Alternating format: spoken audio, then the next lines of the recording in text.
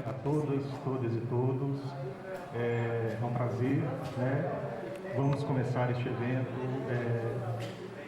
conflitos socioambientais em territórios tradicionais. Queria também dar boas-vindas ao pessoal que está assistindo pela plataforma do YouTube. Vou fazer aqui uma pequena apresentação, devido ao horário, para a gente não perder muito tempo, da professora Vânia Rocha Fialho de Paiva Souza, que é a conferencista de abertura do evento. Ela possui graduação em Ciências Sociais pela Universidade Federal de Pernambuco, mestrado em Antropologia pela Universidade Federal de Pernambuco e doutorado em Sociologia pela Federal de Pernambuco. Ela atua como professora do programa de pós-graduação em Antropologia da UFPE e no mestrado em Culturas Africanas da diáspora e dos povos indígenas da Universidade de Pernambuco. Tem experiência na área de Antropologia e Sociologia, com ênfase em políticas de reconhecimento, povos e comunidades tradicionais, espaços e dinâmicas territoriais e coordena o núcleo de Pernambuco do projeto Nova Cartografia Social. Gostaria de convidar à mesa a professora Vânia Fialho.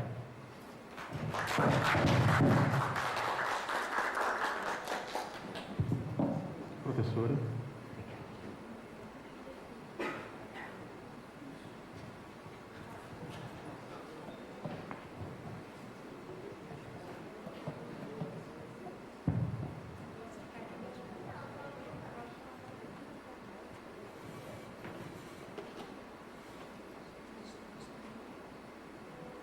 Bom dia. Bom dia. Gostaria de expressar o meu grande prazer de estar aqui presente com vocês, num movimento que eu acho que é importante, mais do que nunca, de afirmação e de enfrentamento a questões que estão sendo postas, que estão sendo postas no dia a dia e que merece realmente um olhar mais acurado, mais cuidadoso, uma discussão mais aprofundada. Queria agradecer as duas instituições que estão interligadas nesse programa de pós-graduação. Agradecer o convite. Cabe a mim nesse momento aqui tratar de uma questão sobre o embate de povos e comunidades tradicionais em relação a esses conflitos, socioambientais, e eu vou me atrever aqui a falar a partir do que tem sido um campo específico de pesquisa, uma agenda de pesquisa que nós estamos realizando no estado de Pernambuco. Confesso que, para além do estado de Pernambuco, a gente tem começado a dialogar a partir da questão nuclear aqui com o Ceará, com questões que também mas que estão fortemente marcados nesse momento, com a questão da situação de Santa Quitéria, mas o meu foco aqui será a partir dessa agenda de pesquisa, que juntamente com os pesquisadores e pesquisadoras do Laboratório de Estudos sobre Ação Coletiva e Cultura, articulado com o projeto Nova Cartografia Social, nós temos desenvolvido na região de Pernambuco. Já está aí, a apresentação. Pode.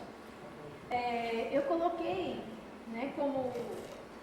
para poder acompanhar com vocês, eu coloquei como título a questão dos projetos nucleares no sertão e a resistência dos povos e comunidades tradicionais em Pernambuco.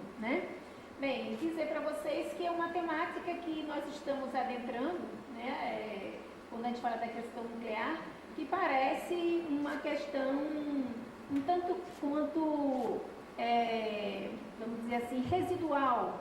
Pouco se fala na questão nuclear e menos ainda se fala da relação da questão nuclear com povos e comunidades tradicionais, que é o que tem sido o que nós temos trabalhado, E, obviamente, que essa questão ela afeta uma rede muito mais ampla, do que, por exemplo, falar do que eu vou falar aqui, que é a questão de um projeto de instalação de uma central nuclear no município de Itacuruba, no sertão de Pernambuco, Bem, mas eu começo a falar aqui exatamente trazendo o aspecto da invisibilidade dessas questões, que são consideradas de alguma forma muito pequenas, mas que têm afetado sobremaneira povos e comunidades tradicionais. Afinal de contas, o que eu posso dizer aqui para vocês que foi exatamente a mobilização de povos e comunidades tradicionais nessa região do sertão de Pernambuco que fez com que essa questão viesse à tona. Ou seja, eu estou querendo chamar a atenção de que a leitura, a percepção, né, das questões locais dos povos e comunidades tradicionais é que tem, de alguma maneira, conduzido a agenda de pesquisa e também se colocando à frente, inclusive, das questões que vem sendo dado visibilidade de uma forma geral. Explico melhor. Nós começamos a trabalhar em 2015 com essa região do sertão de Pernambuco, no momento em que indígenas e quilombolas chegaram para nós a partir de uma demanda de dizer, olha, nós sabemos que está para ser instalada uma central nuclear no sertão de Pernambuco, lá em Itacuruba, e nós gostaríamos de alguma maneira de fazer alguma coisa, de fazer isso vir à tona, né, de denunciar essa questão, e gostaríamos de contar com a participação, né, com a colaboração de vocês. Inclusive foi algo que foi mediado, né, que quem chamou a atenção, né, a princípio dessa questão foi uma professora que há pouco tempo estava aqui na Unilab, que é a Caroline Mendonça, que trabalha com os índios Pancará, né, e os índios Pancará dessa região lá perto de Itacuruba, foi exatamente esse povo que começou a denunciar e a colocar a possibilidade de construção da usina nuclear. Mas bem, e eu também penso que essa questão nuclear, ela é bastante propícia, porque a gente tem visto nos últimos tempos, nos últimos meses, aliás, de janeiro para cá, principalmente, a retomada da questão da exploração do urânio, né, aqui em Santa Quitéria, e também o que a gente tem hoje em dia em relação à guerra na Ucrânia, né? Nós temos há pouco tempo a questão da usina nuclear, que foi também, né, que foi bombardeada, que foi atacada, e as questões que começam a vir à tona a partir de experiências outras em relação a alguns desastres nucleares. E, de certa forma, tudo isso nos coloca nesse momento, né, de alguma forma de tentar antever grandes catástrofes, o que nos coloca numa situação muito delicada, porque geralmente a questão da energia nuclear é colocada também como uma possibilidade, né, de energia. Alguns vão tratá-la como energia limpa, que não tem nada de energia limpa, mas que vão colocar como atrelada diretamente a um projeto desenvolvimentista e que, portanto, vai sendo saudado e vai sendo, né, glorificado, e questões não vão sendo problematizadas. Eu diria que a gente poderia partir aqui dessa nossa conversa com aquilo que um filósofo e ambientalista francês, né, o Jean-Pierre Dupuy, vai colocar, dizendo o seguinte: ele vai dizer que a gente trabalharia a partir de um certo catastrofismo esclarecido. Ou seja, a ciência, de alguma maneira, no caso nós, né, na antropologia, nas ciências humanas principalmente, a área que não detém a parte, vamos dizer, técnica, né, é sempre a parte tecnológica, né, é como se nós estivéssemos longe dessa abordagem. Então, ele vai definir essa questão do catastrofismo esclarecido, mostrando que é um campo, né, de pesquisa, de conhecimento, que está sempre antevendo catástrofes, né, a partir de um certo conhecimento que vai sendo produzido. E isso, apesar de ser fundamental para ser enfrentado, ele inclusive coloca que essa questão desse catastrofismo, diante de situações como ele vai trabalhar com Chernobyl, né, para poder tratar disso, ele vai dizer, olha, a gente está sempre tratando com a possibilidade daquilo que está na iminência de acontecer, que a gente espera que não aconteça, mas que a gente tem que tratar como possível de acontecer, né? A ideia do risco aí colocada. E vai colocar isso dizendo, precisa ser enfrentado, né? E precisa ser colocado, ser discutido numa dimensão que não só na área da tecnologia, das engenharias, da física, mas também das ciências humanas. Pois bem,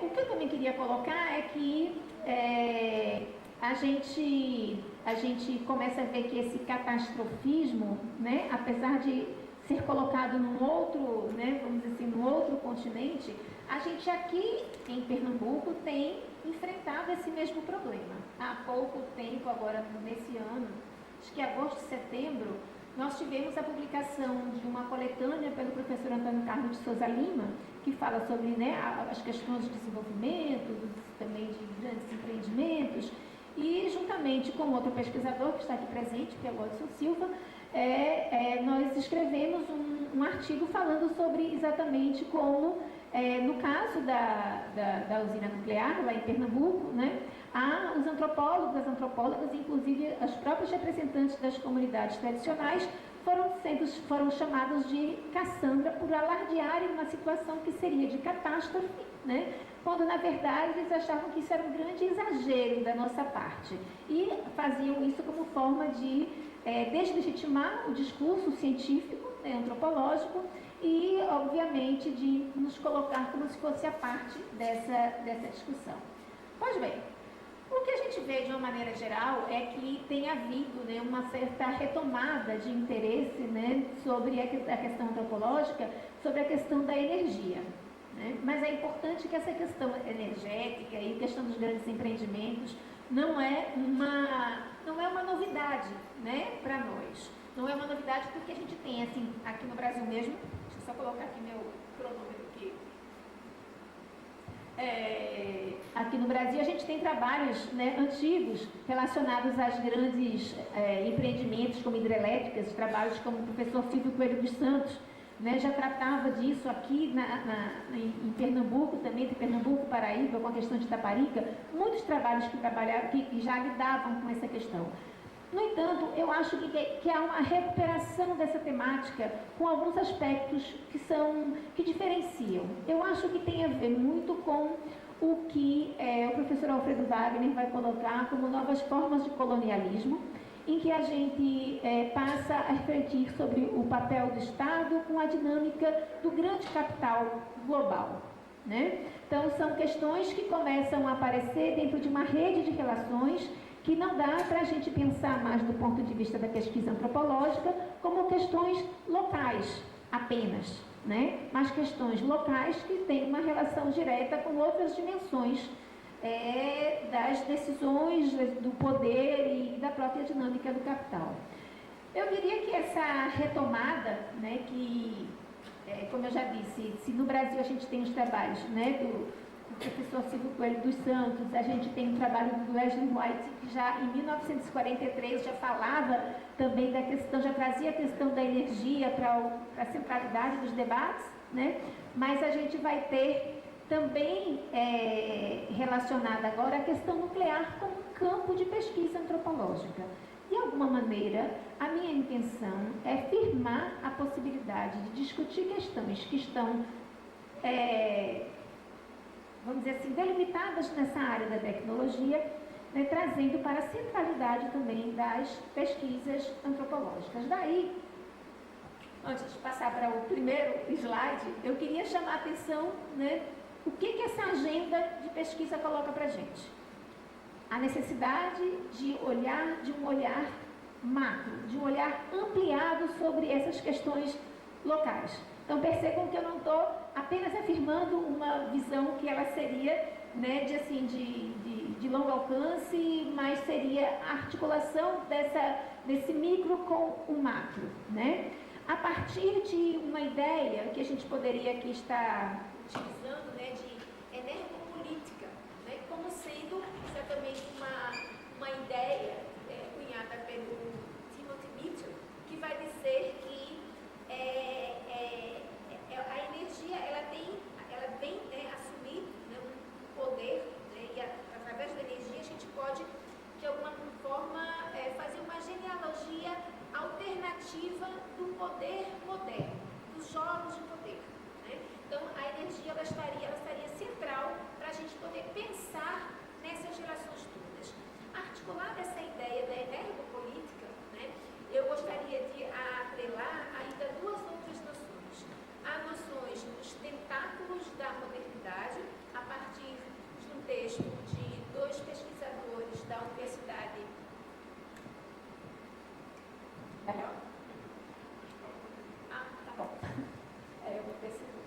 da Universidade de Oslo, que vai falar sobre ela precisa da antropologia, porque a temática da energia precisa de uma abordagem também antropológica. O outro texto que eu considero importante nessa relação que a gente pode fazer aqui é sobre a questão da carbon democracy também, né, do Timothy Mitchell, que vai falar sobre o mundo sociotécnico, né? A energia e meio ambiente estando interligados em todos os níveis da vida social. E aí, se a gente quiser rapidamente passar por essas dimensões, a gente vai ver daqui a pouco um mapa, que vocês vão ver da região do Sertão de Pernambuco, mostrando, por exemplo, uma linha de transmissão da rede elétrica, que passa por cima de uma série de povos e comunidades tradicionais que não têm acesso à energia, né? E como essa energia chega no nível local também. Então, essa relação, ela precisa ser estabelecida. E eu peço agora, então, para passar o primeiro... Ah, desculpa, sou eu que vou passar. É porque os elementos aqui... Oi? Tá, bom. Então, essa tabela que eu coloco aqui para vocês é uma tabela que eu considero importante porque a energia nuclear, ela está como um projeto de pesquisa social, tá? Em algum momento, muito pautada nas catástrofes que aconteceram, como Chernobyl, né, como Fukushima, em muitos momentos, em alguns desses autores que vocês podem ver aí, a questão também, ela é tratada a partir da questão do lixo radioativo, né? Então, são autores que vão tratar, vocês podem ver que a partir de universidades, várias universidades do mundo, né? Sejam americanas, sejam japonesas, muitas pautadas por essas catástrofes que já vinham acontecendo.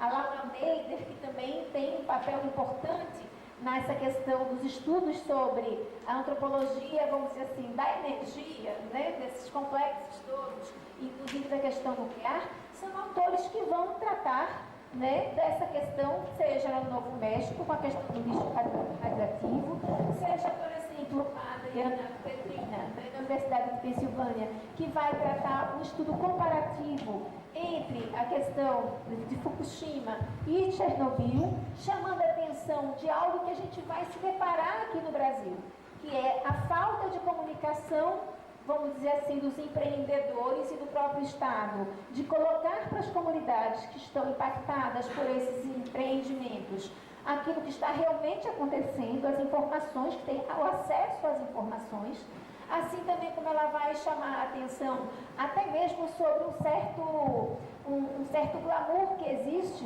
né, sobre a performance dos trabalhadores nas usinas nucleares, que são expostos à radiação o tempo todo, mas aqui vai colocado como algo importante, como um sacrifício, né, a ser considerado. Então, vários aspectos nessa questão da energia nuclear que vai trazer para a gente reflexões importantes, porque quando a gente trata da energia nuclear, diferentemente de outras questões energéticas, tem dois aspectos que eu acho que merecem destaque: a questão do tempo e do espaço, né? Por exemplo, com a questão de Chernobyl, rapidamente a radiação se alastrou pelo mundo, chegando de Portugal ao Japão. Além disso, a questão da radiação, as consequências da radiação não podem ser ainda medidas pela própria ciência. Então, a gente não sabe do ponto de vista temporal como é que isso vai se prolongar. E eu acho que o próprio apelo, que a tecnologia, a questão futurística, o controle, né, que se pode ter sobre essa tecnologia ou não, mas como é que isso se põe, né, nessa relação que nós temos hoje, tanto quanto de sedução por esse discurso tecnológico. Então, a energia nuclear, ela traz alguns desses elementos, mas é importante dizer que, além desses autores, que são autores, né, de fora do Brasil, nós temos já também na Academia Brasileira muitos pesquisadores que têm se dedicado sobre essa questão. Ali estão citados alguns, que é a Gláucia Silva, a Roseli Prado, Vicente Leite Lopes, que num trabalho sobre a ambientalização dos conflitos sociais, vão chamar a atenção já da questão de Angra 1 e Angra 2. Tem outros trabalhos realizados também sobre a questão do césio, né, em Goiânia, e nós temos tentado, a partir, né, de Pernambuco, a partir dessas relações, dos trabalhos que têm sido feitos também, reforçar essa agenda de pesquisa sobre a questão da energia nuclear. Pode passar. Bem, mas aí está o que eu falei para vocês, o que seria o ponto, né, inicial da nossa conversa. Já podem ver que não é inicial, né? Inicial já começou já há algum tempinho. Mas que é o campo a partir do qual nós podemos fazer algumas considerações. Esse é um mapa que eu gosto de apresentar, primeiro porque ele apresenta a questão do Nordeste, e vocês podem ver que a gente poderia fazer, inclusive, uma triangulação entre esse pontinho. Vocês conseguem ver Itacuruba? Ele tem uma coisinha também para mostrar aqui.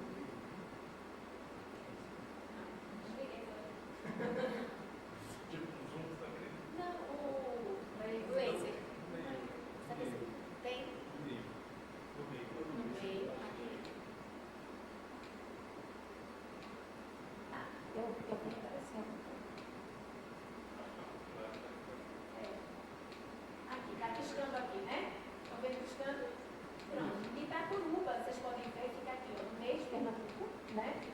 Eu gosto de apresentar esse mapa porque a gente poderia fazer uma triangulação, tá? Aqui é o local onde nós tivemos a informação da construção, do projeto da central nuclear.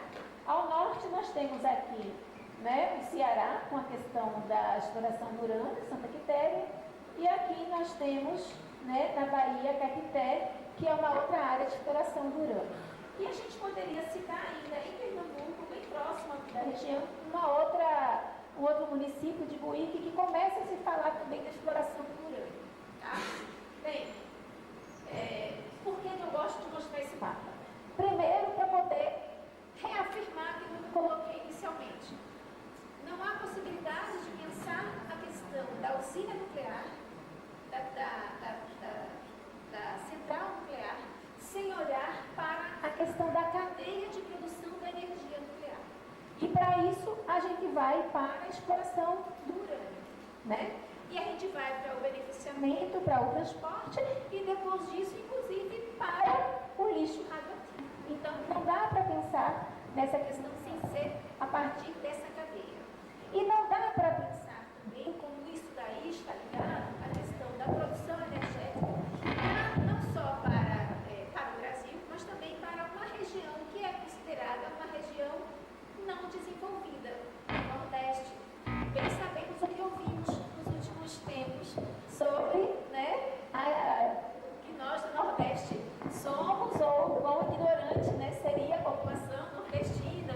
Então, o Nordeste sempre é considerado uma área, né, que precisa de ações de desenvolvimento em determinados moldes para tirar o Nordeste dessa região, dessa situação, né, de subdesenvolvimento. Tá? Por isso, então, as áreas que vocês veem aí são áreas, obviamente, que a gente vai ver daqui a pouco, que tem a ver com a região do semiárido, tem a região, né, de povos e comunidades tradicionais, tem a invisibilidade dessas populações. E, além disso, tem a relação, vocês podem ver que tem Recife, né, aqui no litoral, e a gente tem aí a relação com os portos, né? A gente vai ver que todos esses empreendimentos não estão isolados. A gente tem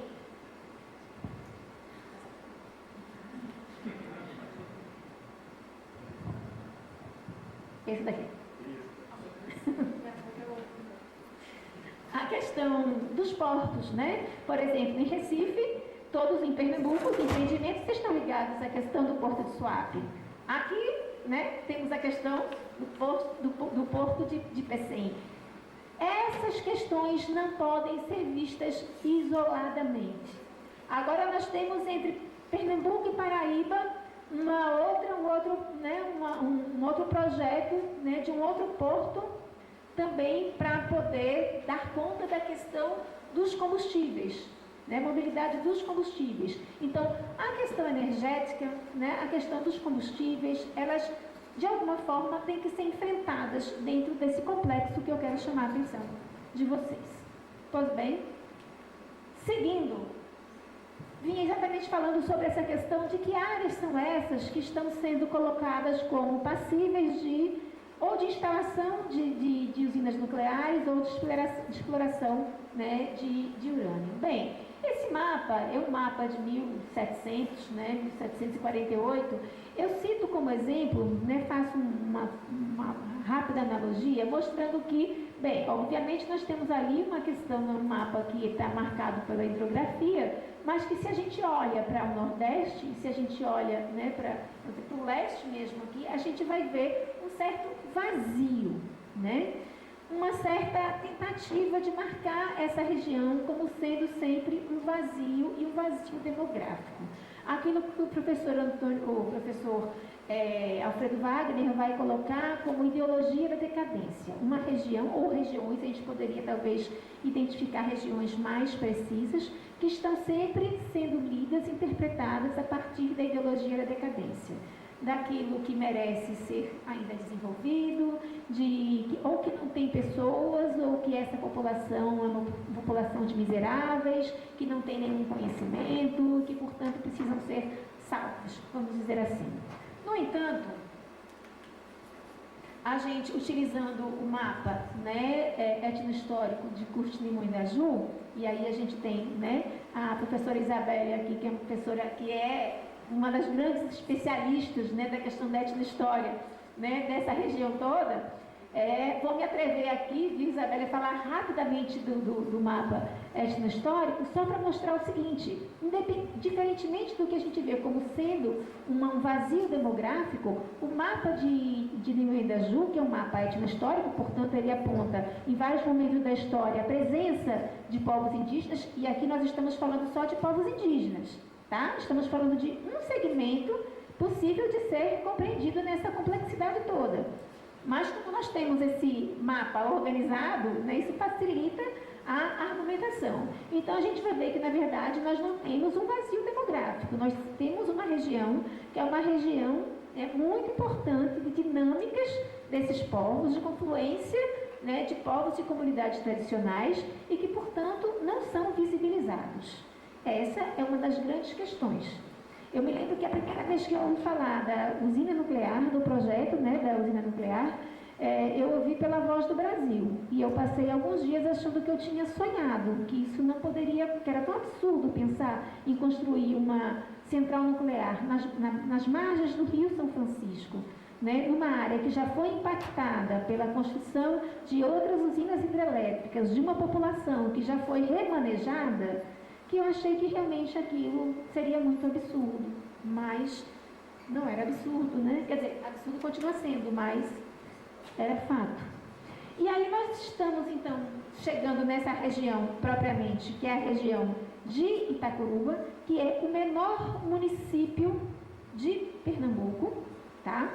Com uma população que hoje em dia deve estar em torno, né, de 5 mil habitantes, mas que no último censo, né, era de 4 mil habitantes, e que foi apresentado pelos empreendedores dessa central nuclear, vocês podem ver pela imagem da direita, como sendo uma área devastada, como sendo uma área semiárida, como se não existisse vida nessa região.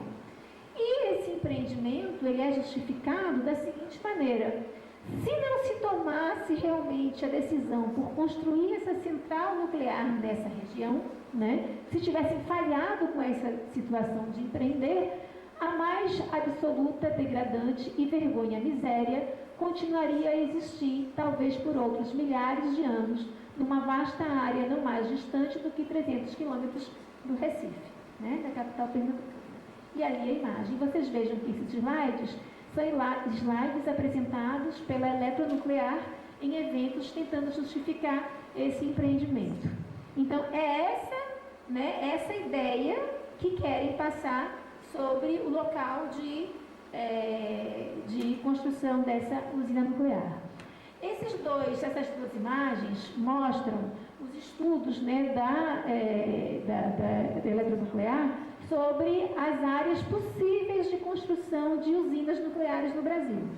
Então, foi feito um estudo, definidos alguns critérios que tem a ver desde a questão da densidade demográfica, passando também pela estabilidade das placas tectônicas, e Itacuruba, juntamente com São Romão, em Minas Gerais, são municípios que estão colocados como áreas ideais. Vocês podem ver pelo checklist ali, né, dos sítios, dos estudos que foram feitos. O primeiro item é São Romão, que aparece em Minas Gerais, o segundo Itacuruba, e atendendo aos itens, né, ao checklist necessário para elencar as áreas como sendo as ideais para o empreendimento. Bem,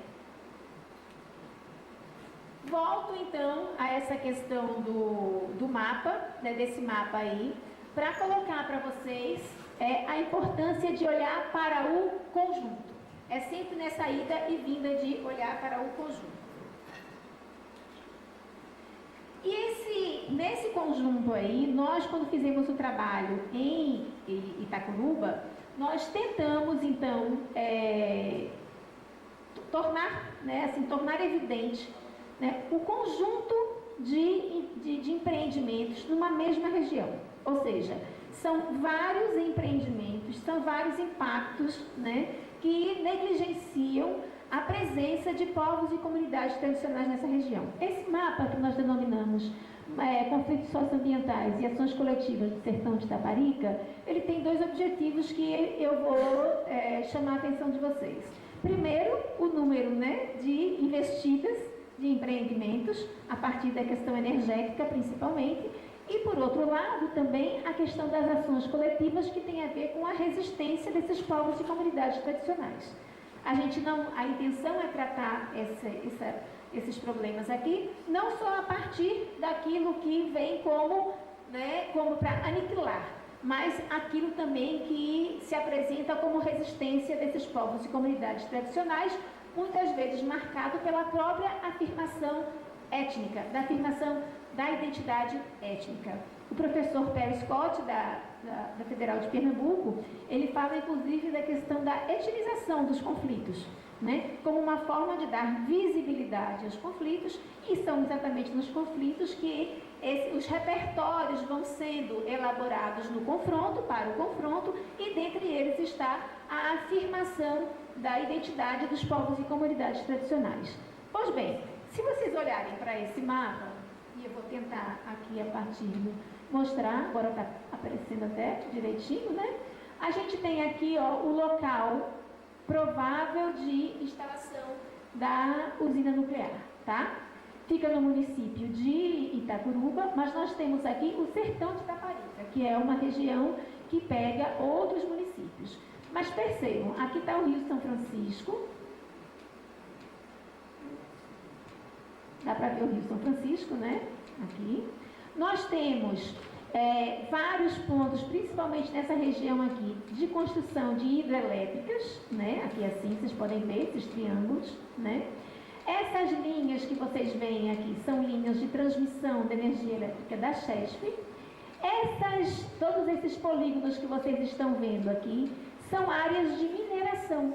São pequenas áreas de mineração. E isso apareceu quando nós começamos a fazer o trabalho nessa região, não se falava de mineração nessa área. Foi a partir exatamente de um mapa que foi construído juntamente com os povos e comunidades tradicionais da região, com o conhecimento próprio de quem vive ali. Esse mapa foi construído nas oficinas resultantes, né, da cartografia resultante dessa articulação, que nós temos então um mapa que vai mostrar todas essas questões aí. E aí nós começamos a ver que juntamente com essa questão, né, da energia, a questão da mineração em Itacuruba estava posta também já há muito tempo, e só para efeito de informação, de mostrar como as coisas elas não aparecem assim de repente, a gente só consegue dar conta quando, por exemplo, aconteceu como nós fizemos com esse trabalho. Esse mapa aparece para nós como um grande quebra-cabeça, que as informações foram se compondo, foram sendo articuladas e, no final das contas, nós temos uma grande área, né, de grandes impactos e que coisas que antes não apareciam passaram a aparecer. A mineração nessa região, para vocês terem uma ideia, é uma área de mineração muito pequena, são áreas pequenas de mineração. O trabalho da Poliana Nascimento, na tese que ela fez no PPGA, na UFPE, ela mostrou que esses pequenos empreendimentos, eles estão ligados a uma cadeia também de produção de mineração de média e grande escala. É como se alimentasse, né, uma cadeia. E eu não estou afirmando quais são os outros minérios que estão associados, mas a gente sabe, por exemplo, que aqui no Ceará, a gente vai falar no fosfato e no urânio ao mesmo tempo. Geralmente são, né, o urânio está consorciado com uma série de outros minerais. E não estou dizendo que é o caso daqui, mas não se fala, por exemplo, em Pernambuco, na questão da exploração de minérios. E, no entanto, isso impacta grandemente a população dessa região. Então, são pequenos empreendimentos e são diversificados. Nos anos 80, constam os primeiros dados de pesquisa sobre atividade mineral em Itacuruba. Tá? Os principais minerais encontrados, então, são granito, quartzito, mármore, calcário e minério de ferro. Em 80, na década de 80, o estado de Pernambuco passa a ser considerado pioneiro na produção das rochas ornamentais, sobretudo com as demandas para o mercado internacional, que é isso que esse trabalho da Poliana Nascimento, né, mostrou, a relação, né, desses pequenos empreendimentos com os grandes. Né? Bem, e aí assim, nesse período, né, em 96, na verdade, foram encontrados na Agência Nacional de Mineração, né, dados que falavam, né, da extração do calcário, né, já nesse período. Em 2016, houve o início da tramitação documental para autorização de pesquisa de mármore em Itacuruba, sem previsão de extração. E em 2017, se fala da extração de mineral e de mármore em território reivindicado pelo povo dos Chacampos. Em 2019, o abandono das áreas de mármore, né, mineradas.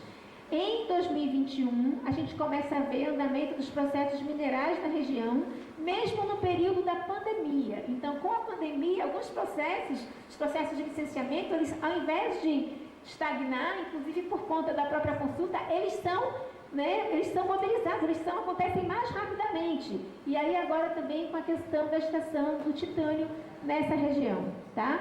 Então, só para mostrar para vocês a complexidade que uma situação dessa, como uma agenda de pesquisa, que começou com a questão da usina nuclear, né, ela acaba se enlarguecendo com outras questões, né, se alargando com outras questões de exploração mineral. Aí, mais uma vez, algumas imagens que são utilizadas, porque, assim, o que é importante dizer? Quando começam as informações sobre a usina nuclear, até mesmo quando os indígenas, os quilombolas, chegaram para nós colocando a possibilidade desse projeto, nós procurávamos informações e não encontrávamos. E achávamos que realmente era uma questão que parecia muito absurda, como eu já coloquei para vocês. No momento em que nós começamos a juntar as informações que essas comunidades iam colocando no mapa, e ao mesmo tempo isso foi uma porta para a gente também fazer outras pesquisas, inclusive documentais, a gente viu que desde 1987 se colocava a floresta, que é essa região de Itacuruba, na rota da questão nuclear. Para vocês terem ideia, naquele problema que houve do Césio, né, em Goiânia, foi colocada a possibilidade do lixo radioativo ser levado para a região de floresta, no Nordeste, né, para ser depositado lá. Então, desde 87, que pairava no ar uma discussão sobre essa questão, né, nuclear. E aí a gente vai ver que isso é retomado com o PAC, com a questão do desenvolvimento, né, no Nordeste. Em 2011 começa a ser retomada essa questão de se falar novamente em usina nuclear, a possibilidade, né, de se instalar.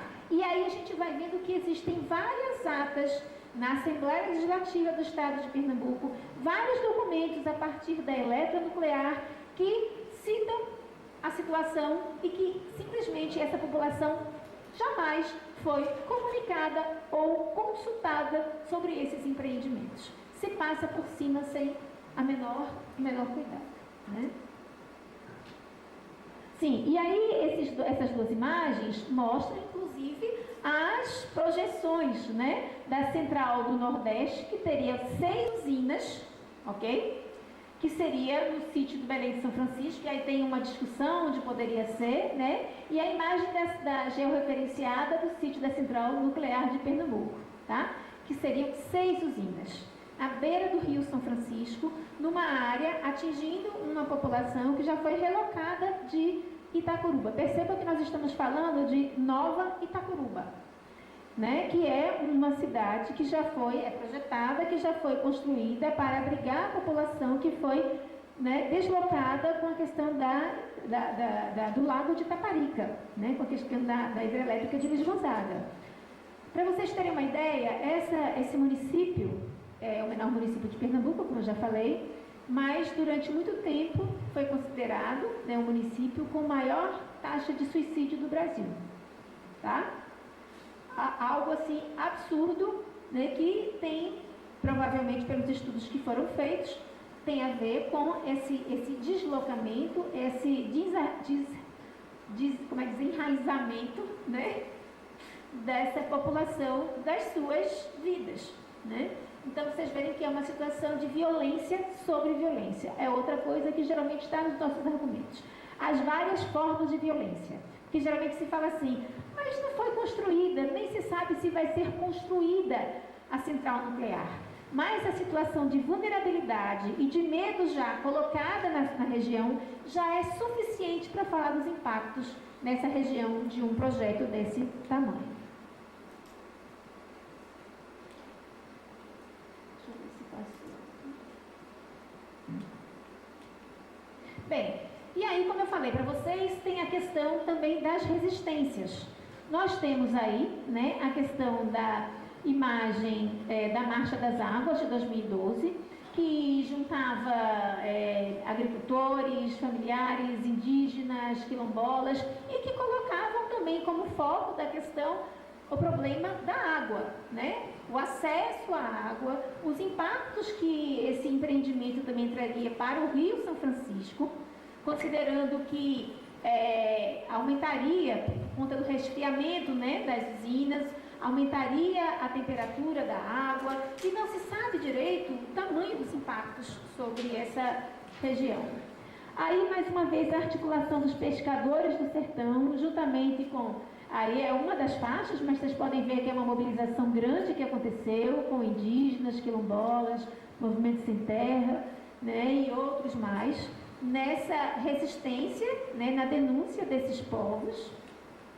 E aí as várias formas também de resistência. E aí, colocar para vocês, nós temos aí esse caderno, que é um caderno que eu vou, né, fazer, inclusive, circular entre vocês. O Odson, você está com eles aí? Não sei se poderia... Estão aqui, né? Estão aqui. Que pode circular entre vocês, que é resultante numa dessas articulações. Eu estou colocando, falando dessa publicação, não como uma publicação resultante de um trabalho coletivo com essas comunidades, que, nesse caso, o caderno ele é bilíngue, porque se considerava importante também que fosse denunciado para além do Brasil, essa questão da central nuclear, e aí a articulação, né, dos povos. Vocês podem ver aí, né, na imagem, inclusive a Sandriana Pancará, que é uma liderança importante, né, mulher, e as mulheres têm um papel muito importante na denúncia e na articulação dos povos lá no sertão. Aqui, uma outra articulação que eu coloquei como exemplo, aqui no Ceará, né, com a questão da jornada antinuclear do Ceará, e eu coloco isso como exemplo, só como um pontapé inicial para elementos que eu vou, daqui a pouco, fechar com vocês, né? O outro boletim que nós elaboramos também, que está aqui, né? Esse boletim é um boletim que sintetiza essas denúncias, que coloca, por exemplo, a situação da saúde na região, que coloca tudo aquilo que os povos e comunidades tradicionais denunciavam em 2 mapas. Um mapa que eu apresentei para vocês aqui e um outro mapa específico sobre Itacuruba, que mostra a localização exata também das 3 comunidades indígenas e 3 comunidades quilombolas que serão impactadas por esse empreendimento. Bem, e aí, por fim, então, colocar para vocês, são 2 slides que eu considero, né, que eles sintetizam várias questões importantes, depois desse rápido panorama que eu dei para vocês, né? Primeiro, que nós estamos diante de mais um descaso planejado, né? E aí nós colocamos o descaso planejado atualizado como uma forma de fazer referência a essa ideia, essa noção de descaso planejado do professor Perry Scott, que vai dizer que determinadas questões que, por exemplo, negligenciam a comunicação, né, todos os passos que seriam necessários para instalar um empreendimento, eles são desconsiderados, mas isso não é à toa. O descaso planejado faz parte, né, do modus operandi desses empreendimentos. Isso se replica. E nós, então, no caso da usina nuclear, da central nuclear de Itacuruba, estamos afirmando que se trata de um descaso planejado atualizado. Em que sentido? Em relação ao silêncio. Existe um silêncio em relação a esses empreendimentos. Quando nós vamos falar e denunciar e solicitar, né, audiências e reuniões técnicas, sempre somos convocados como, né, pessoas que estão, né, alardistas, que são, né, são as Cassandras, e são minimizados esses pedidos, né? Então, o silêncio é uma coisa que se coloca, para vocês terem ideia, são vários volumes de estudos sobre a localização de uma possibilidade de uma central nuclear. Esse material, nós nunca tivemos acesso. Ninguém consegue ter acesso a esse material. Nem para analisar, nem para poder, né, apresentar, não se tem acesso. Então, e aí vem algumas questões que estão ligadas à questão do nuclear no Brasil, que aí merece, que é a questão do segredo, né? O silêncio está ligado à questão da segurança nacional. A questão nuclear, ela é militarizada. Então, ela tem um decreto, que daqui a pouco eu vou fazer referência a ele, na década de 60, que diz que a questão nuclear, ela é de domínio, né, do Ministério da Defesa, da questão, né, militar, e que, portanto, ela não pode ser tratada. Nós tivemos alguns problemas para começar a iniciar esse trabalho, inclusive pelos receios em relação aos limites disso daí. A questão do discurso da prosperidade, que está sempre presente, então aqui vai se trazer muitos empregos, né, para essa região, né, e como se essa região, um hospital, vai trazer um hospital de ponta para a região, como se isso não fosse uma obrigação, né, independente de qualquer empreendimento. Então, esse discurso da prosperidade, que é muito sedutor também, né, ele está sempre presente. A flexibilidade da legislação. Então, algo que também a gente vai vendo nos últimos tempos sendo apontado, é como é que os códigos, as leis e a própria Constituição brasileira, né, ela vai sendo flexibilizada. E aí é um outro ponto que eu gostaria de compartilhar com vocês com um pouquinho mais de cuidado, né, que tem a ver com essa questão dessa flexibilização, né, das leis, tá? Então vejam só.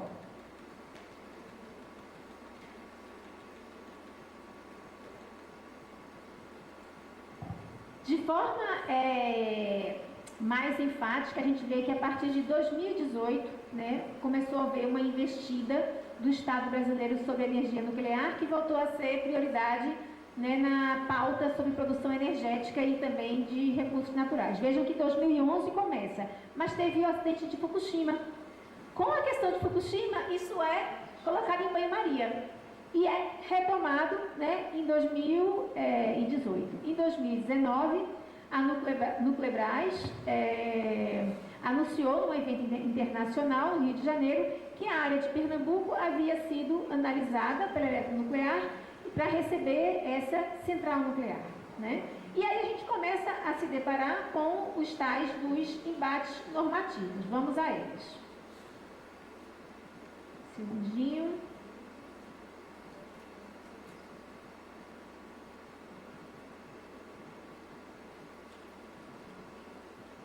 Vejam só. Apostando na ampliação da matriz nuclear brasileira, com base na utilização de investimento estrangeiro, o governo brasileiro ele tem esbarrado na Constituição Federal, que expressamente determina no seu artigo 21 que compete à União explorar os serviços e as instalações nucleares de qualquer natureza e exercer monopólio estatal sobre a pesquisa, a lavra, o enriquecimento e reprocessamento, a industrialização e o comércio de minérios nucleares e seus derivados. Tal monopólio está sendo atacado por meio da proposta de emenda constitucional 122, né, cujo objetivo é alterar a redação dos artigos 21 e 177 da Constituição Federal, visando excluir o monopólio da União para a construção e operação de reatores nucleares com fins de geração de energia elétrica. Tal alteração supriria o principal impasse à construção de 8 reatores nucleares pretendidos pela atual gestão do governo federal nos próximos 30 anos, de acordo com o Plano Nacional de Energia 2050. Uma outra questão relacionada à questão normativa, né? A PEC 122, em tramitação desde 2007, né? Foi apensada a PEC 41 de 2011, que visa vedar a construção e instalação de novas usinas que operem com reator nuclear no país e permitir apenas as atividades das usinas já existentes em construção. Então, o movimento vai lá, abre por um lado, fecha por outro. No âmbito estadual de Pernambuco, cabe ressaltar a tramitação da proposta de emenda constitucional que visa modificar a Constituição do Estado de Pernambuco para possibilitar a construção de usinas nucleares. Vale ressaltar que algumas constituições estaduais vetam, mas isso já foi, inclusive, levado para serem avaliados, né? E houve uma ação direta de inconstitucionalidade contra os agentes federativos que têm na sua Constituição essa limitação, porque foi colocado que exatamente seria uma prerrogativa, uma responsabilidade da União. Então, não caberia aos estados, né, legislarem sobre isso. Portanto, aquilo que a gente tinha como uma possibilidade de obstáculo a central nuclear em Pernambuco, na verdade, né, já foi retirado, já foi analisado e considerado como inconstitucional.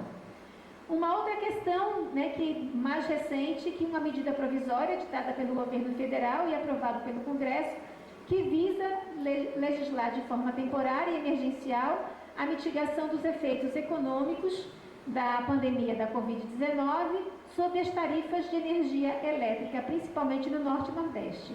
A medida também determina a retirada de subsídios para energia solar e eólica, além de aprovar a expansão nuclear ao retomar a construção de Angras 3 e outras 6 usinas, pretensamente em Itacuruba, como prevê o PNE de 2050. E alega-se a existência da prioridade nacional de grande público para tais alterações, né? Então, vocês vejam que nesse, né, terreno movediço, inclusive com a questão da pandemia, a questão da urgência vai sendo colocada, né? Bem, e aqui estamos diante de um outro embate, né?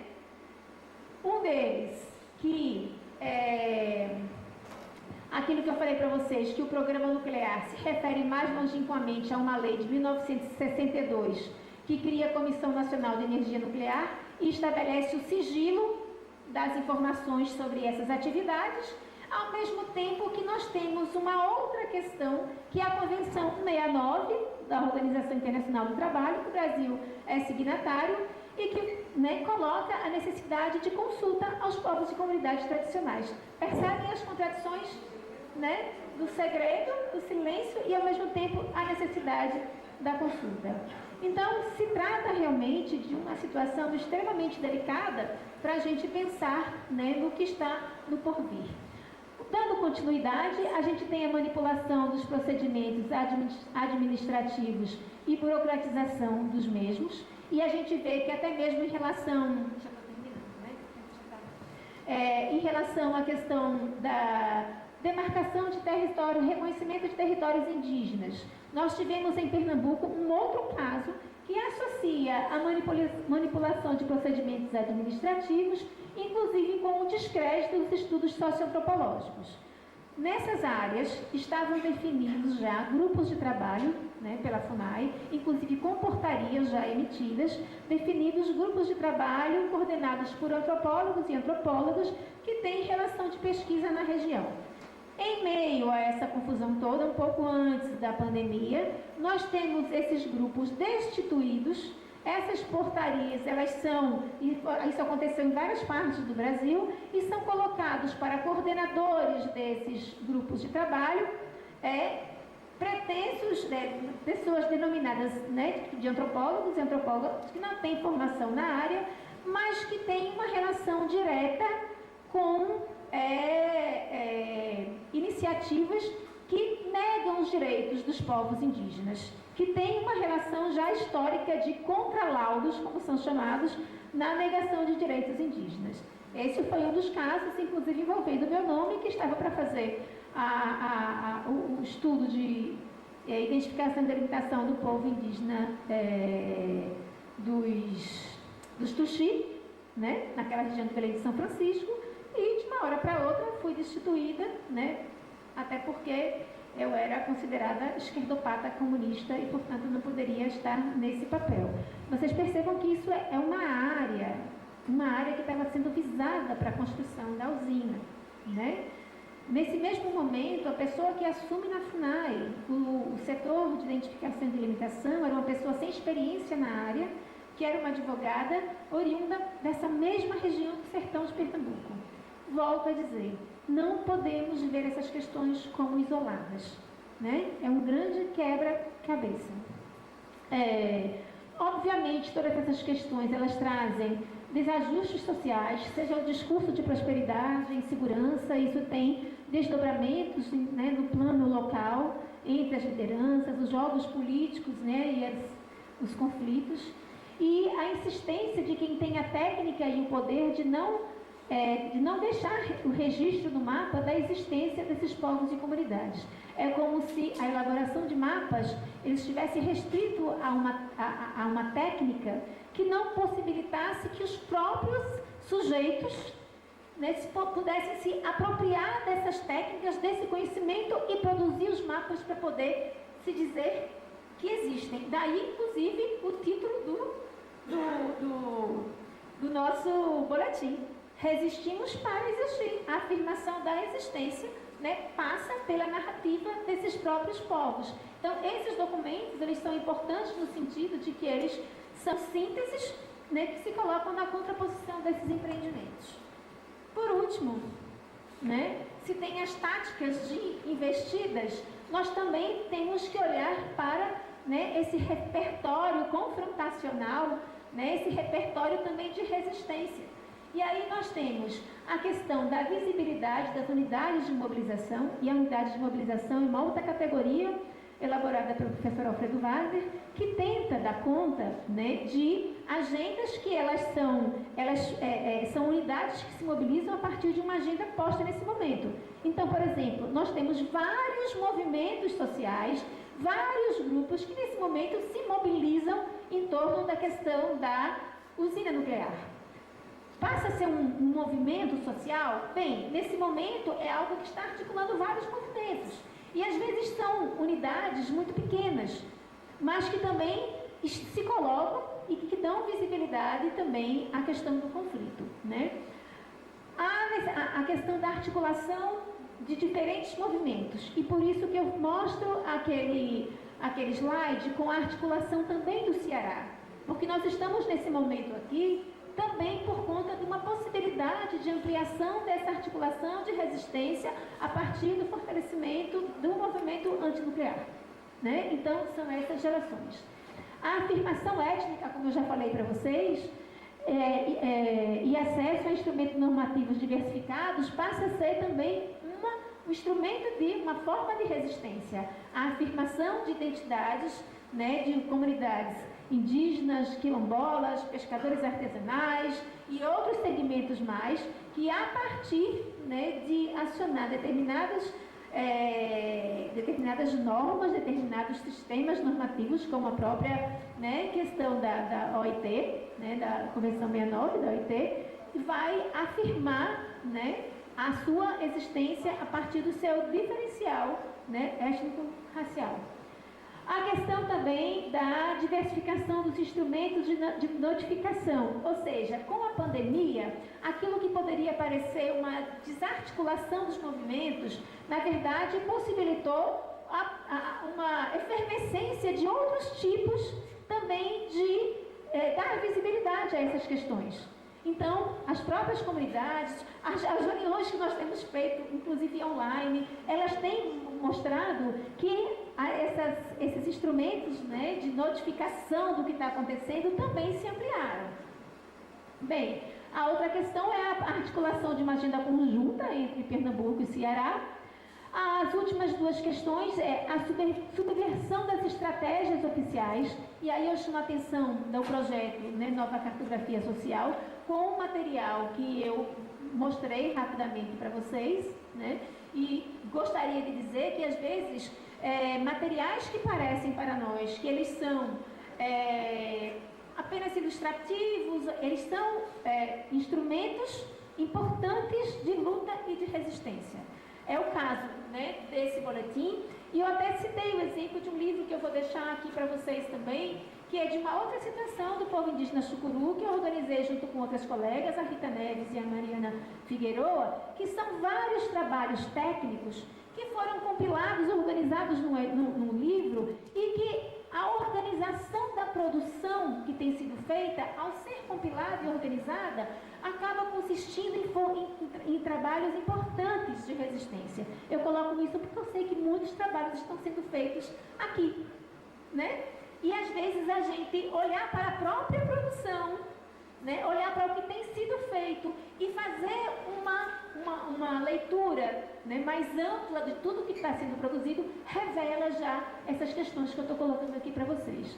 E por último, minha gente, assim como estou falando a partir do campo da antropologia, né, a potência que é o trabalho etnográfico.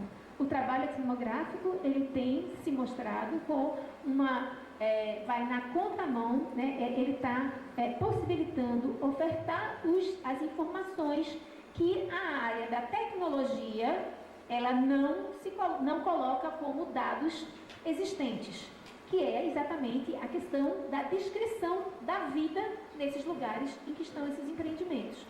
Aqueles trabalhos que eu coloquei para vocês lá, sobre a questão da usina da energia nuclear do mundo todo, vários desses trabalhos, eles apontam exatamente para colocar que as ciências humanas e a antropologia, ela tem que ser colocada em lugar de igualdade com as engenharias, com a área técnica, para os estudos dos impactos, né, desses empreendimentos e análise das catástrofes também que aconteceram. O livro, deixa eu ver se está aqui, sim, que eu por último cito, que é daquele filósofo e ambientalista que eu já falei, o Jean-Pierre Dupuy, que vai falar do retorno a Chernobyl. Ele vai dizer, se nós formos para o relatório sobre Chernobyl, que inclusive foi publicado pela OMS, nós temos 40 pessoas que morreram por conta de Chernobyl. Se nós formos para ouvir as vozes de Chernobyl, como tem um outro livro maravilhoso, Vozes de Chernobyl, é esse o nome, né? Que vai contar, vai falar da história, a história oral das pessoas que viveram ali, a gente vai ver que o impacto ele é muito maior, né?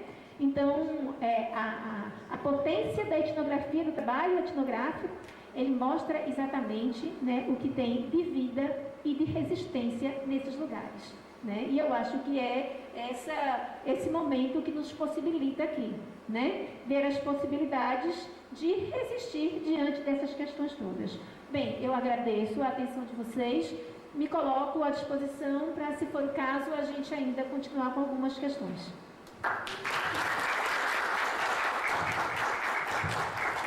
Obrigado, professor. Obrigado, professora Vânia Fialho, pela excelente conferência. Quero só pedir licença, que depois que eu me dei conta, fui falar rápido, eu não falei coisas muito importantes.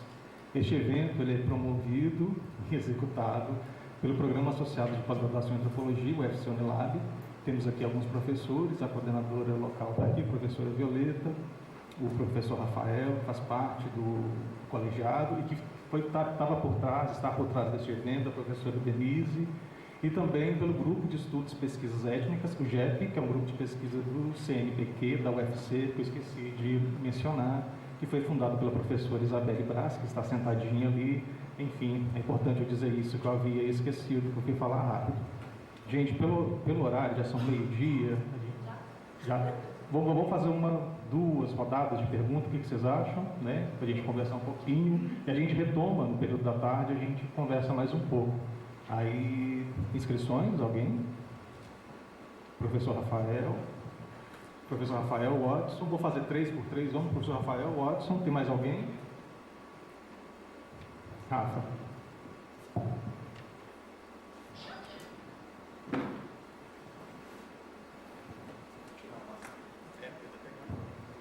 Professora Vânia, primeiro, né, te agradecer pela excelente palestra, né, pela vinda aqui.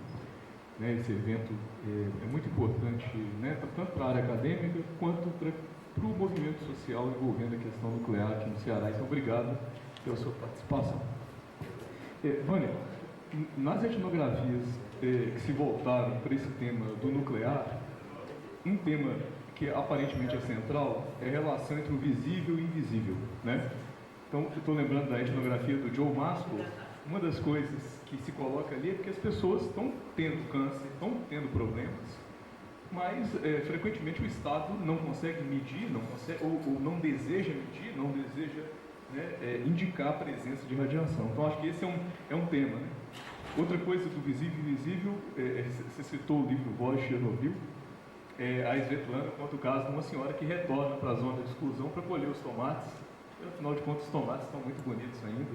Obviamente, eles estão, né, se for um contador Geiger, eles estão em volume altíssimo, mas aqueles tomates, ela vai colher, né? Então, eu queria te perguntar, esse tema do visível e invisível, ele tem aparecido em algum momento? Eu sei que a gente está, por enquanto, na expectativa, né, de instalação de energia nuclear, mas já apareceu na etnografia? E outra pergunta, muito rapidamente, é sobre isso que você falou por último, a estratégia do movimento social. Se do ponto de vista da estratégia do movimento da articulação antinuclear do Ceará e de Pernambuco, eu acho que vale a pena, eu queria te ouvir sobre isso, representar a mina de Santa Quitéria e o caso de Pernambuco como perigos para a região, né? O que você poderia falar sobre isso? E não perigos apenas para as comunidades locais ali. Muito obrigado. Obrigado, Rafa. Watson. Alguém mais, gente, que quer se inscrever? João, qual é o seu nome? Ana Eugênia. Queria agradecer a Vânia também pela exposição. A gente aí está num diálogo grande. Eu queria, na verdade, Vânia, provocar um pouco mais sobre essa questão do trabalho antropológico, né? Você falou da etnografia e dessa questão da deslegitimação do trabalho antropológico. E a minha provocação é pensar assim, quais implicâncias tem essa questão de trabalhar com energia nuclear para a gente que está acostumado a trabalhar em locais, com as comunidades, e parece que existe um certo deslocamento também, né? Uma rede que também vai se ampliando para além dos povos tradicionais. E aí nessa provocação também queria lembrar dos outros produtos também que a agenda de pesquisa que a gente vai fazendo vai possibilitando também, né, a partir dessa etnografia, né, como por exemplo o caderno e outras produções que parecem que vão tendo outros formatos a partir de uma agenda de pesquisa. Obrigado. Vamos fazer agora com o João. A professora comenta e depois a gente faz outras duas inscrições. Obrigado. Bom dia, né, a todos e a todas. Não é pergunta exatamente, né? São constatações de percebermos como esses projetos desenvolvimentistas, eles atuam, né, dentro dos nossos territórios. E aí, observando, professora, o que está acontecendo lá no sertão de Pernambuco não é diferente do que acontece na zona costeira do Ceará, no caso na minha comunidade, seja pelo turismo de massa, seja pelos parques de energia eólica, pela criação de camarão em cativeiro, a cassinicultura, né? Gostei muito, né, dessa questão relacionada a, esse descaso planejado. Eu também concordo com a senhora que tudo é muito bem pensado e articulado, entendeu? Entre o poder político local, entendeu? Os governos e os empresariados que atuam ali. E aí, essa questão desse espaço vazio, né? A maioria das comunidades, nós não aparecemos nos mapas, e se não aparecemos nos mapas oficiais, é um território vazio, e se é um território vazio, é fácil de ser grilado, de ser especulado, né? E a importância da cartografia social, dos mapas sociais. E falando uma questão voltada a nós, povos quilombola, povos e comunidades tradicionais, eu acrescentaria, não sei se já acontece essa discussão entre antropologia, que é o racismo ambiental, entendeu? Então, nós verificamos que esses projetos desenvolvimentistas, ele tem uma questão fundamental, que é a questão do racismo, né? E racismo ambiental, né? Para nós, povos e comunidades tradicionais, não há essa separação homem e natureza, né? A natureza é importantíssimo, né, para a nossa reprodução social nos nossos territórios. E parabenizar, entendeu, pelo trabalho que vem sendo feito, e eu vejo como um grande desafio articular essas diversas pesquisas que vêm sendo feitas, não só na antropologia, na geografia, na história, nas ciências sociais, com a defesa dos nossos territórios. Entendeu? Então, existe ainda uma carência, entendeu, de uma articulação da universidade, desses grupos de pesquisa, para a garantia dos nossos territórios.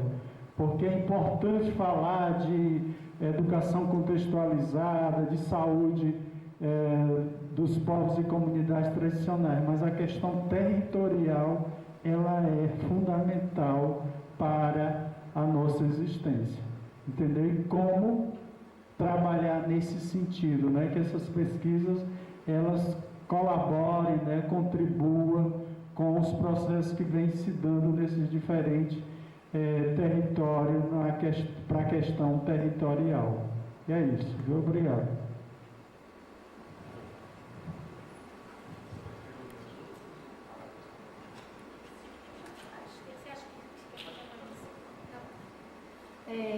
Então, sobre o visível e o invisível, né? Sim, isso tem aparecido, né? Eu acho que essa é a grande questão. O invisível, às vezes, ele não é tomado muito a sério. Então, por exemplo, nós trabalhamos muito com a categoria de sofrimento, também lá em Itacuruba. E isso geralmente não é levado muito a sério, né?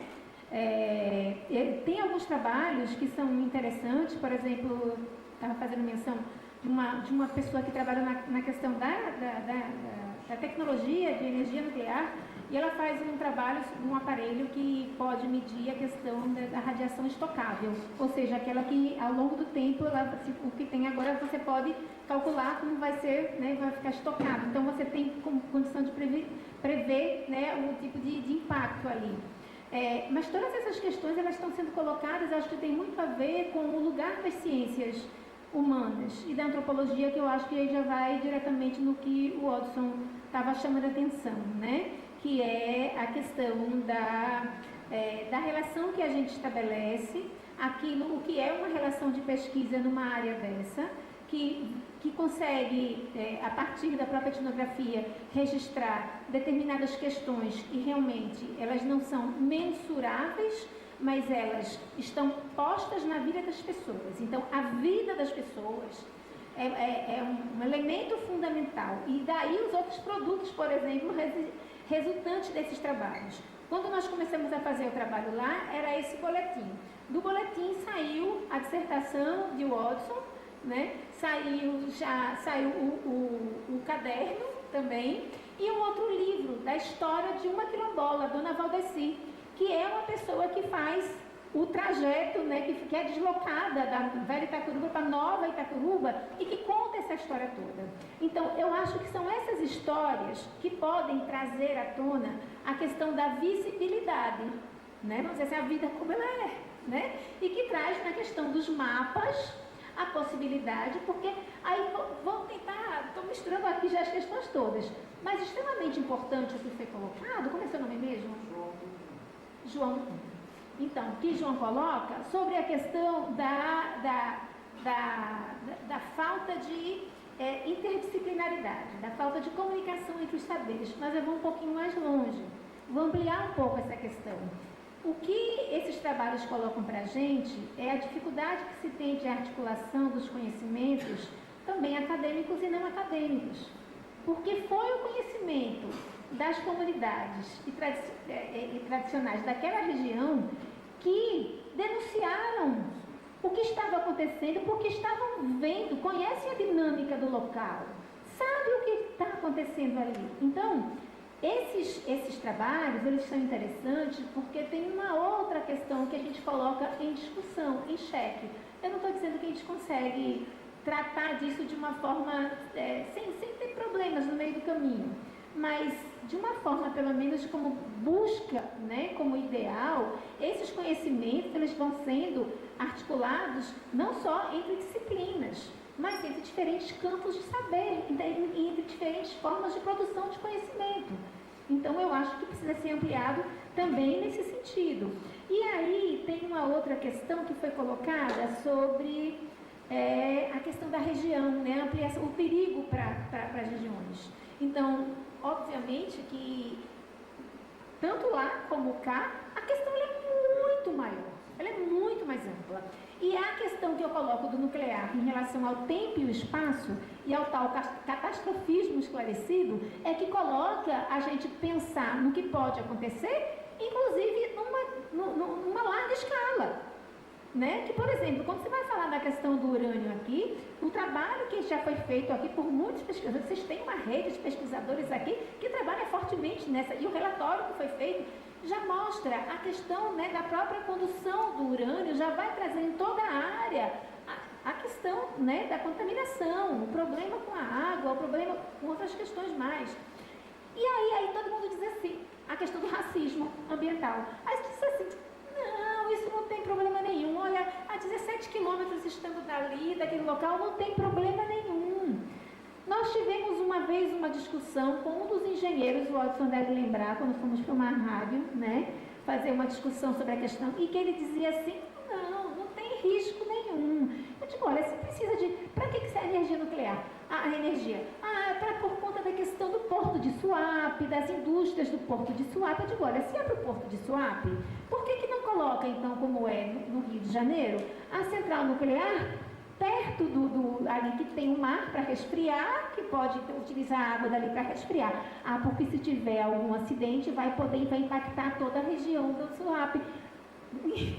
Ele estava vendo uma questão imediata, não estava nem vendo a questão dos desdobramentos do ponto da questão da radiação para a região toda, né, que a gente tem hoje ainda, né, para Chernobyl a gente tem, há pouco tempo essa semana eu estava vendo um trabalho sobre os cogumelos, que as pessoas se alimentam muito daquela região, contaminados daquela região.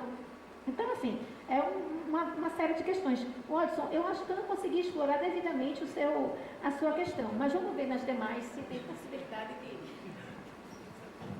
Por favor, e depois a professora Violeta. Qual é o seu nome? Nicolas. gente termina por aqui, a gente faz do horário para a gente voltar para a tarde, tá?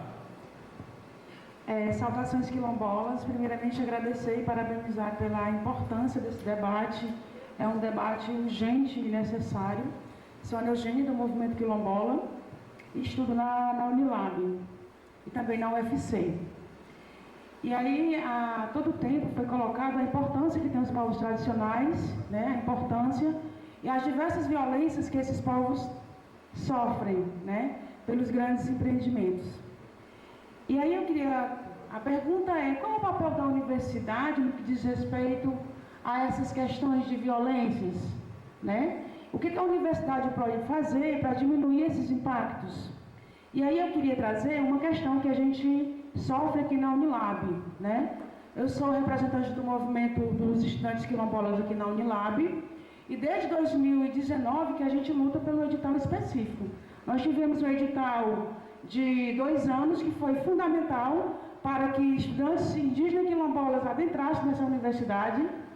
E esse edital foi cortado, assim como também da população trans, em 2019, pelo criatura que perdeu as eleições. E desde então nós lutamos, nós fizemos, participamos de um GT, encaminhamos proposta para o Consune e os nossos direitos é desrespeitado, portanto violentado. Então quando você coloca esse trabalho feito pela universidade, eu fico pensando a importância dele para denunciar. E aí eu vejo também essa universidade no qual eu estudo, que também violenta os nossos direitos. E aí nós tem um projeto de lei, que eu não lembro o número, acho que é 217, de um deputado bolsonarista do Rio Grande do Sul, em que ele tenta tirar o Brasil da Convenção 69. Nós sabemos a importância que tem essa convenção para nós enquanto povos tradicionais. Então eu queria que falasse sobre isso, a importância que tem, por que nós devemos lutar. E o outro é a questão do censo, né? O censo 2022, em que pela primeira vez os povos quilombolas são contabilizados como grupos, né? Como grupos e que precisam ser respeitados. Então a importância disso e qual é o papel. E também, mais uma vez, também denunciar uma questão que acontece aqui na Unilab, que é sobre o notório saber. Nós sabemos que nessas comunidades tradicionais, a oralidade é de suma importância, né? Nós aprendemos, tudo que nós sabemos é passado a partir da oralidade. E nós sabemos que nos territórios quilombolas, nos territórios dos povos tradicionais, esses mestres e mestres são importantíssimos para a manutenção da nossa vida. E que se nós estamos aqui hoje, boa parte de nós, esses conhecimentos foram a partir deles. Então, aqui na universidade, nós tínhamos 4 mestres, notório saber, quase recebendo a certificação, né? E foram feitos foi um processo construído por muitas mãos, com o IFAM, a própria Secretaria de Cultura do Estado, os grupos, mestres, e com uma canetada só esse processo foi paralisado. Então é uma violência tremenda com os povos tradicionais, quando deveria a universidade estar lutando. Nós tivemos agora, no Enem, o tema da redação foi os povos tradicionais, a importância. E eu fico muito triste quando eu vi muitos estudantes dizer que não fez porque não dialogar, não sabia sobre isso. Assim como eu vi muitos estudantes dizendo assim, a gente só conseguiu fazer essa redação porque tem uma vasta discussão dentro da Unilab. Mas não é porque a universidade puxa, não, somos nós, esses corpos e corpas que são violados a todo tempo. Então eu queria que fizesse uma fala sobre isso, a importância e o papel da universidade para que os nossos direitos sejam respeitados. Obrigada. Obrigado, Eugênia. Violeta?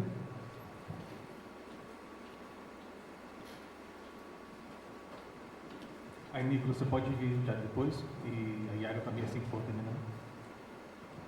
Obrigada, Cleide. Bom dia, pessoal. Para você ver as contradições, né, que a Eugênia traz aqui, que a própria universidade tem, né, e vivencia cotidianamente, né.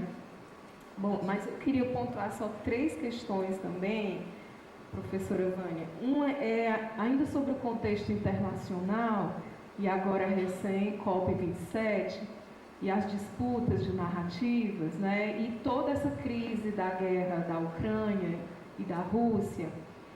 E, obviamente, a percepção de que, assim, um pouco que eu conheço, mas eu tenho percebido, por exemplo, a nível de Espanha, né, a tentativa de não voltar à energia nuclear, né, mesmo com a crise da falta do gás, né, e a França ainda assim mantém algumas usinas nucleares ativas, e ver o quão, assim, pelo menos um pouco que eu conheço assim, da Espanha, tem tentado não acionar novamente as usinas, e inclusive trazendo dos Estados Unidos navios com o gás no estado, e quando chega uma tecnologia nova, né, nessa tentativa de não voltar, não acionar as usinas, né, nucleares. E ao mesmo tempo ver, obviamente, gente, a gente está falando de uma possível, né, com certeza, uma nova perspectiva de Brasil, né, mas é assustador, porque a gente vê realmente o Brasil assume esse protagonismo na narrativa da liderança mundial em termos ambientais, mas a gente vê o que acontece aqui ao lado, né? Esses novos projetos, novos, velhos, não sei, talvez, certamente aí houve esse tempo histórico também de voltar a esse tema, e a coisa está acontecendo de fato no Nordeste, né? De construção e execução de projetos nesse sentido, de implantação de energia nuclear, e ao mesmo tempo esse discurso, né, tão progressista internacional, que a gente espera que ele vença, né? E aí, nesse sentido, eu fico pensando nas resistências. Eu realmente conheço pouco, mas eu vejo que em termos da Assembleia Legislativa, particularmente o nosso deputado Renato Roseno, né, que vem trabalhar essa temática em termos de audiências públicas, né, do PSOL, trazendo as preocupações com a questão ambiental no Ceará. Mas, ao mesmo tempo, nessa força-tarefa de grandes alianças, né, nós vamos ter alianças agora entre várias correntes, né, no próprio Estado, progressistas ou não, né, que obviamente tem o Elmano Freitas, que inclusive é aqui da região do Maciço de Baturité, mas também que nessa conjuntura tem esses partidos historicamente resistentes, né, junto com os movimentos sociais, com relação à questão ambiental. Que nós esperamos que a força progressista de oposição se mantenha, mas ou não, os movimentos sociais, mais uma vez, estarão aí tendo que estar com todo, né, as lanternas abertas, esperando o que vem por aí. Porque, inclusive, foi em discurso já de promessa de campanha a questão das usinas de energia verde no estado do Ceará. Foi campanha do governador Elmano Freitas, né? Bom, e por último, professora, aí vem um pouco essa questão que a Eugênia traz da universidade, né? E eu sempre digo, gente, não foi só um projeto político de evangélicos, né? Mas terrivelmente evangélicos. E a gente não tem como se deslocar e não pensar nessas contradições que a gente tem na nossa própria universidade, né, Eugênia?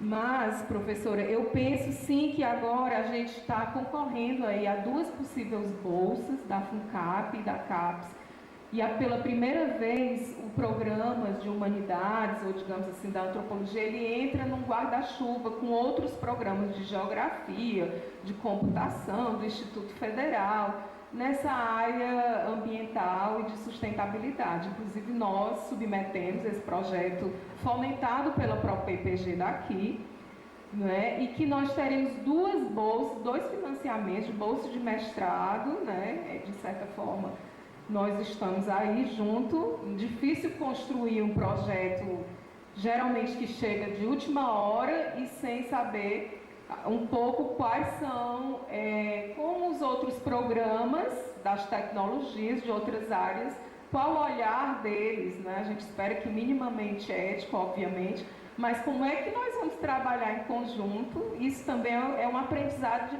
que está por vir, né? Inclusive agora mesmo, nós estamos torcendo que venham as 2 bolsas, mas que a gente vai ter um papel certamente muito importante diante desses projetos que historicamente vinham e que a antropologia não estava dentro, e que agora nós iremos estar. De cidades inteligentes. Eu disse assim, gente, não tem um nome nem sustentável, era cidades urbanas inteligentes. E cadê a sustentabilidade? Aí a professora da computação, sustentabilidade de quê? Aí a gente, minimamente nessa própria construção do projeto, essa questão já está tocando, né, de alguma forma. E o PROAP, não é, gente? O PROAP, que é outro recurso dificílimo de ser executado, às vezes o recurso volta e a gente pode publicar, fazer publicação de e-books e, sobretudo, dar realmente espaço e fazer que aconteça que a política afirmativa, né, dos estudantes indígenas, quilombolas, que eles tragam essas preocupações e publiquem. Publiquem, né? Que a gente dê visibilidade realmente, acho que é uma forma de fortalecer esses mapeamentos e trazer à tona realmente a realidade das comunidades via universidade. Tá? Muito obrigada. A Violeta Nicolas, por favor.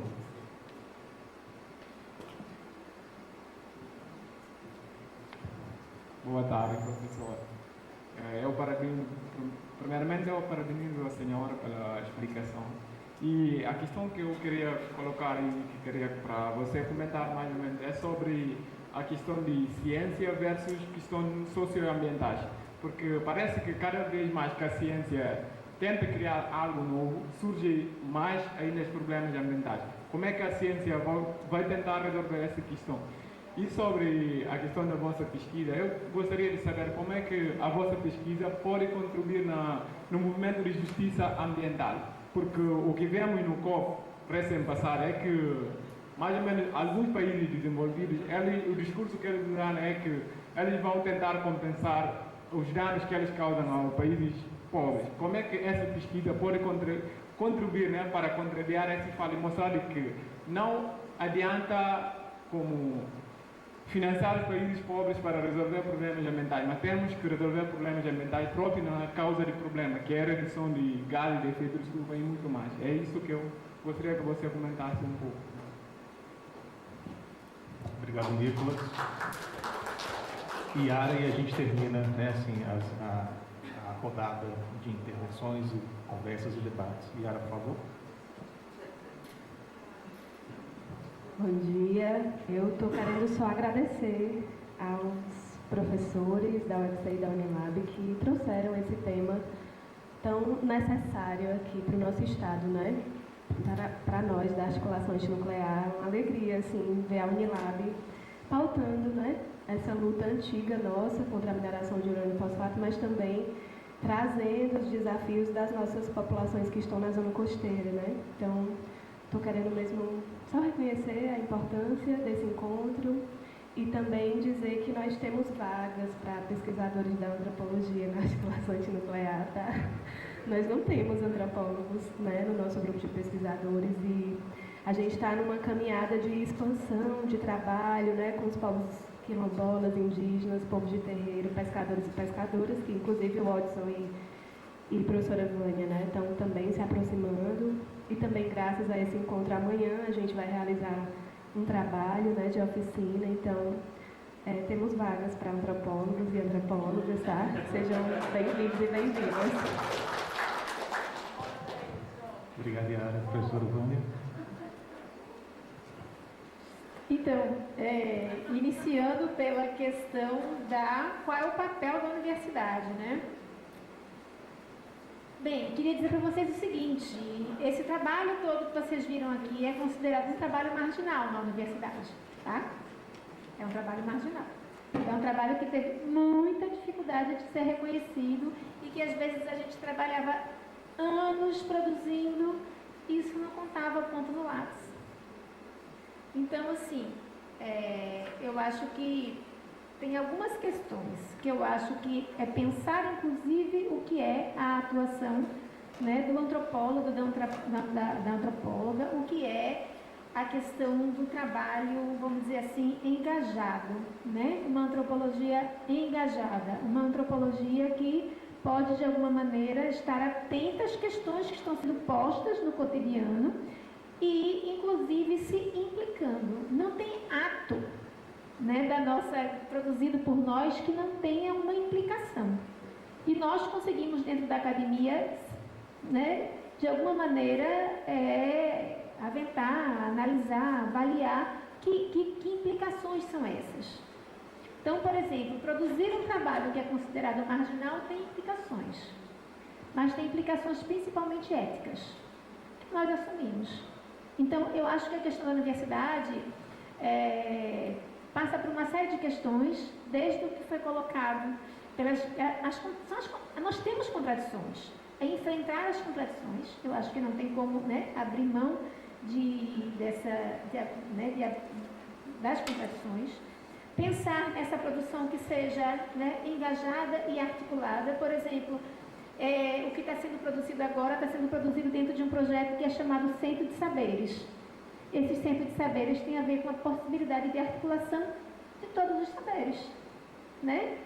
A questão do conhecimento científico, considerado científico, e do conhecimento que está dentro de outras categorias aí que são tão importantes quanto. Então, a universidade afirmar o lugar desses campos todos de conhecimento, né, como outros que podem também estar articulados, eu acho que é fundamental. A outra questão é quebrar paradigmas. De alguma maneira, eu acho que a universidade aqui pode estar tendo dificuldades, mas tenta quebrar paradigmas, né?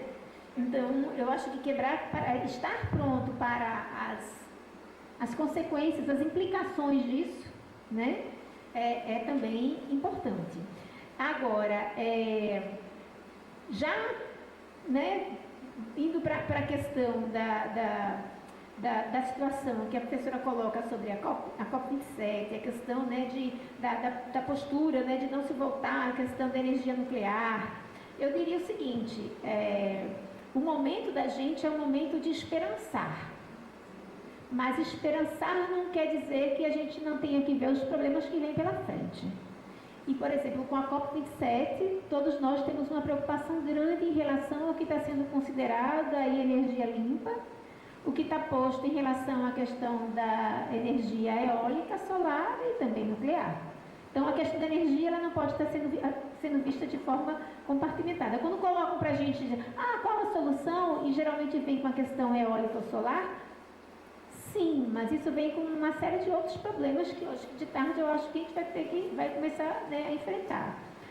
E dizer que a questão nuclear, ela não encontra uma resistência, ela não encontra com um entusiasmo só de tecnocratas, burocratas ou engenheiros, não. Não.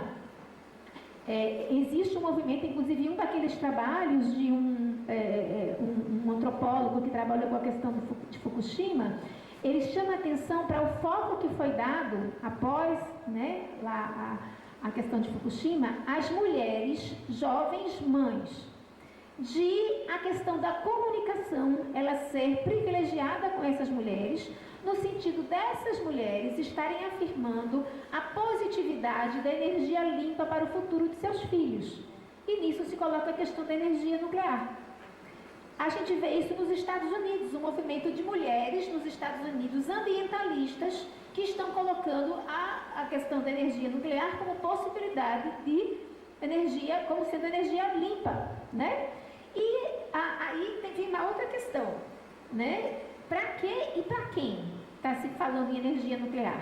Porque nesse período que nós tivemos aqui, nós tivemos o entusiasmo de um ministro que era uma das pessoas que falava na questão que eram os precursores da questão do submarino nuclear, né? E nós sabemos que a tecnologia nuclear, ela não serve só para o bem, né? A mesma questão que serve para a questão na área da medicina, essa mesma tecnologia, ela é utilizada com outros fins. Então, assim, são questões que vão sendo colocadas para a gente enfrentar. Eu acho que a gente não pode ser muito otimista nesse momento, não. Eu acho que esperançar é importante. Mas eu quero dizer que em 2011 nós estávamos, vivíamos um momento de entusiasmo com a questão da usina nuclear aqui no Brasil. E a gente não estava no desgoverno que a gente está agora. Então, a gente vai enfrentar questões para frente, sim. E para isso, estamos todos nós aqui tentando discutir, Sobre a questão, que foi colocado, como é seu nome? Nicolas.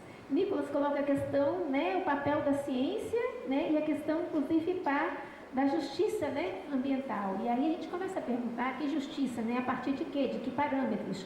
Eu acho que se tem uma coisa que a quebra de paradigmas na universidade e trabalhos, vamos dizer, nessa linha, eu acho que pode trazer, é que isso só pode ser levado em consideração quando se ampliam os fóruns de discussão. Primeiro, eu acho que o antropólogo geralmente tem essa fama, de complicar as coisas, eu diria de complexificar as questões e não de simplificar. Eu acho que complexificar é uma questão importante para a gente poder ver a questão da justiça, de pensar o que pode ser a justiça ambiental, Fora, volto a dizer que é a questão de quebrar paradigmas, é o que a ciência pode, o movimento da própria ciência é esse, deveria ser pelo menos, de estar quebrando, de estar se movimentando nesse sentido. Bem, eu acho que cabe a quem está fazendo a universidade. Nós fazemos a universidade. Todos que estão aqui, estão nesse lugar. Então, essa entidade, ela existe assim, mas ela é feita por todos nós. A antropologia também nos ajuda a pensar como pensam as instituições. E as instituições pensam do movimento que é feito dentro das próprias instituições. Então, eu acho que pensar que a ciência pode ter uma outra se colocar como responsável, corresponsável nessas decisões. Bem, muitas coisas a conversar. Desculpem se eu não conseguir dar conta. A Yara coloca aí, eu clamo da mesma forma, sobre a questão que precisamos de antropólogos e antropólogas nesse trabalho, mas eu também queria parabenizar o trabalho que vem sendo feito no Ceará, de síntese, dessas questões, de síntese não, de ampliação desses estudos.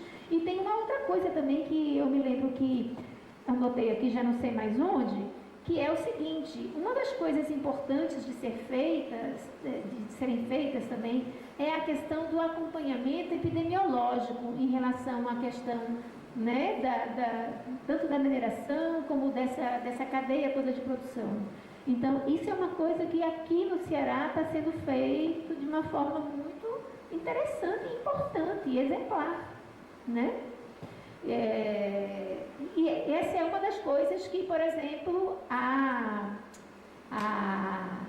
uma das antropólogas, a Adriana Petrina, ela coloca a necessidade de monitoramento epidemiológico como uma outra indicação para essas questões. E aí a interdisciplinaridade, mais uma vez, está posta. Obrigada, gente. Gostaria de agradecer de novo a excelente conferência de abertura da professora Vânia Fialho, pela disposição e pelo debate. Gente, antes de finalizar, deixa eu só reafirmar o convite da mesa, que o evento tem 2 mesas à tarde. A gente faz uma pausa agora, a gente retorna às 2. Temos uma primeira mesa, deixa eu colar aqui, conflitos socioambientais em torno da questão nuclear no Ceará. Ela será composta pela Cristina Quilombola, que está ali, e pelo Ivan Silva, que também está ali, e será mediada pela antropóloga Laís Almeida Rodrigues. E depois temos uma segunda mesa, que é o conflitos socioambientais em torno da questão eólica no Ceará, que teremos a contribuição do João Ducumbi, que está ali, e da Rogéria Rodrigues, que também está presente, e eu farei essa mediação. Então, intervalo agora? Tá. A gente retorna às 2, a professora Vânia tem um outro recado aqui. Desculpem por atrasar mais um pouquinho, mas primeiro dizer que quem está com o material aí. Pode deixar aqui com o Odson, por favor, certo? A gente vai deixar para os núcleos, para poder, e dizer que todo esse material, ele está disponível no site do projeto Nova Cartografia Social. E ele pode ser baixado quantas vezes vocês quiserem, podem, né, utilizar, estudar. Então, dizer que também visitem o site do projeto, e dentro dele, já que estamos também em tempos de COP27, de Copa do Mundo, esse fascículo foi feito sobre o futebol, né, numa comunidade urbana no Recife. Né? Eles escolheram, que depois a gente pode falar sobre isso, escolheram o tema do futebol para tratar na cartografia social. Tá? Obrigada.